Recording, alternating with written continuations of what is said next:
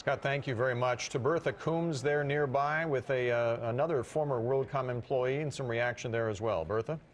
That's right, Bill. I'm joined by Henry Bruen. He is the employee who spoke for the employees and all of the victims during today's hearing. You gave a very impassioned plea saying that Bernard Ebbers and Scott Sullivan essentially ruined your career.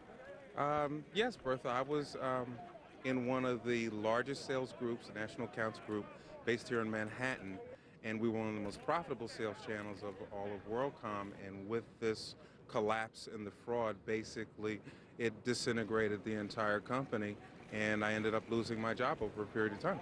I noticed that you sat very unpersuaded as Weingarten pleaded with the judge for leniency. What do you think of this sentence? I think that the sentence was in effect a life sentence for Mr. Ebbers. I hope that that sends a signal that that type of corporate activity would not be tolerated anymore in corporate America, and hopefully it will deter people from hurting investors, former employees like myself, who basically have little or no recourse except for a class action lawsuit. Henry, how did you come to be the spokesperson essentially for all of the victims? I'm not going to claim to be the spokesperson for all the victims. I am in contact and networking with a lot of people. I'm still looking for a job since I was laid off in 2002, the end of 2002, 2003. And I got the notice about the victims' rights. I sent a request to the judge to ask if I could speak. I sent her a brief synopsis of what I was going to talk about, and they granted my request. It was interesting to me that you said you essentially got the information about what was going on the company from watching CNBC every morning. It must have been tremendous turmoil during those last few months. It was. David Faber, I used to watch him at 6 o'clock in the morning when he was breaking news. As a matter of fact, the initial fraud, I remember seeing him break in live after I had gotten home, talking about the accounting fraud. I think that was on the 25th or the 26th.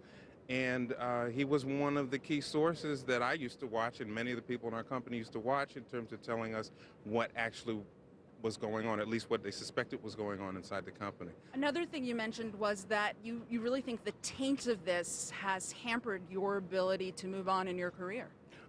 Yes, it has. It's hard to explain to other telecom companies and other telecom executives what actually happened at Worldcom.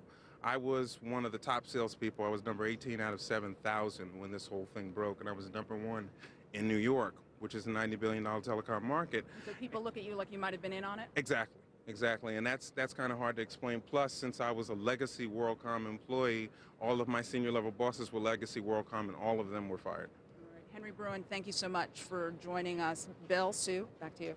Well, thank you so much. Just a reminder, that documentary that David put together again will be repeated tonight on CNBC, The Big Lie, at 8 p.m. and 11 p.m. Eastern Time. We will take a quick break. We continue to monitor the situation in Lower Manhattan. We will have complete analysis on Worldcom still ahead, plus a check of the markets, especially the oil market. We will have complete market coverage with our reporters for you coming up in just a few moments.